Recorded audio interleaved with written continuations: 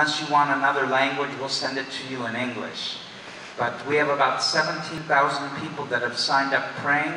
And for that, there's probably not a single more important thing we can think of than really interceding and praying. The warfare is very strong and vicious, and so we need your prayers. So that's it for the announcements. I think I shared this at one of our conferences, but for those of you who didn't know, the president of Iran was wondering who to invade when his telephone rang. So all of a sudden it was Mendel the Jew from Tel Aviv. And he said, "We're officially declaring war on all of you." So President Ahmadinejad answered and said, "How big is your army?" "Well, there's me, there's my cousin Moses, and there's our poker team." Ahmadinejad responds and he goes, "Well, I have 1 million Revolutionary Guards in my army." So Mendel said, "I'll call you back." The next day he called, "The war is still on. We now have a bulldozer and Goldblatt's tractor." Ahmadinejad responds, he goes, "Well, I have 16,000 tanks, and my army is now 2 million. "Oi, gewalt," said Mendel, "I'll call you back." He called and he phoned the next day and he said, "We're calling off the war." "Why?" asked Ahmadinejad. "Well," said Mendel, "we all had a little discussion, and there's no way we can feed 2 million prisoners."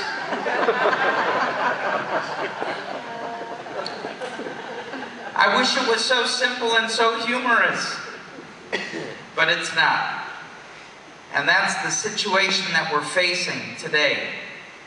Recently, just the other day, in fact this week, quoting the Israeli press, out of all this whole exposure of WikiLeaks, which has become like the main focus of worldwide governments revealing the secrets behind closed doors, the one thing that Benjamin Netanyahu was quoted as saying this week, that when you read the correspondence and the WikiLeaks, one thing that everybody is concerned about, and that's Iran, Iran, and Iran.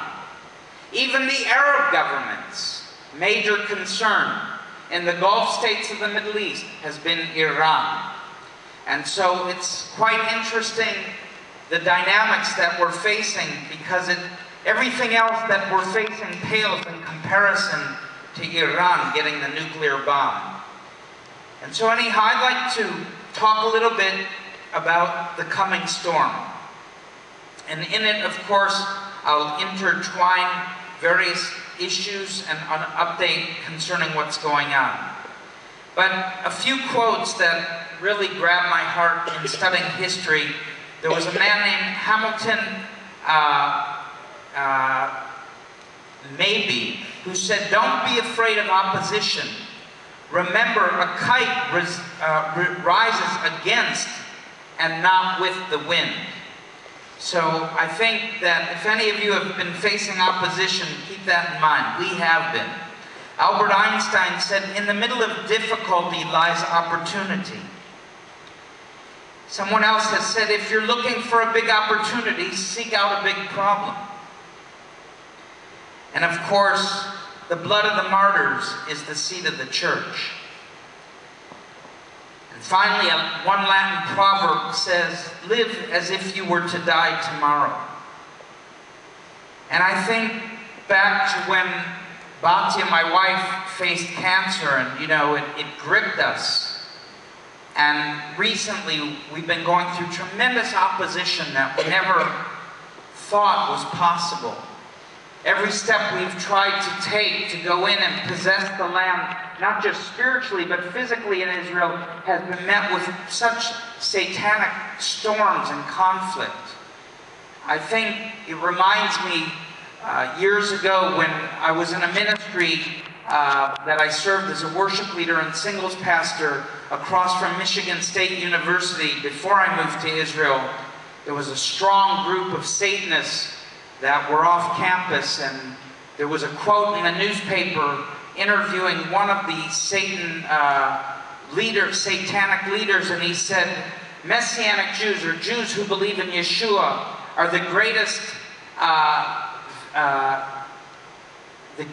catch for us to sacrifice, because they are the blessed of two covenants.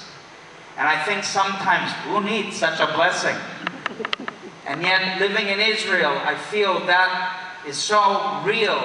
The dynamic and the warfare that we face as Jewish believers is just incredible at times.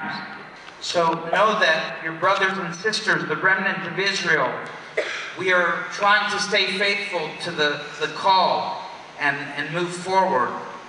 But it's not always easy, and it's also, there's a price that's paid.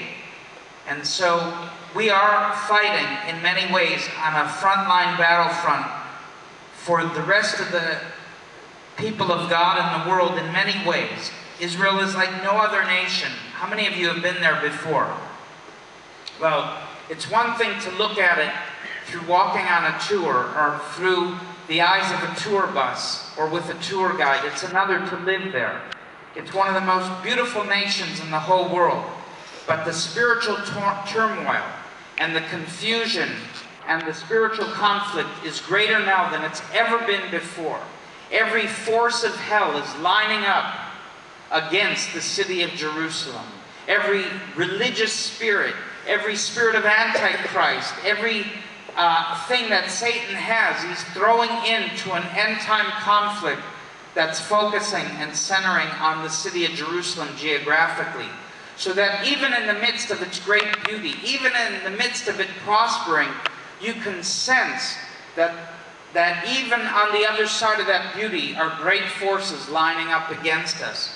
And it's wearing out the saints, brothers and sisters, and that's why we really need your prayers. So I want to challenge you tonight, if nothing else, please, when I leave from this place, would you open your hearts to praying for the body of believers in Israel, both Jewish believers and non-Jewish believers alike, both Jewish believers and Arab believers alike, because the tremendous pressures coming upon us is greater than I've seen ever in the last 30 years of living there.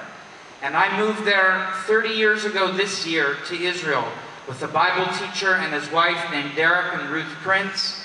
Many of you remember them, and they both went home to be with the Lord. Bhakti and I buried them together with other friends in Jerusalem. Both of them separate funerals several years ago. We miss them dearly. I had a great privilege of living in their home for 6 years, and a great privilege of looking to him as a spiritual father. But I tell you, even since those days, the tempo, the pace of things have sped up greatly, and we are facing some very dire situations on the horizon.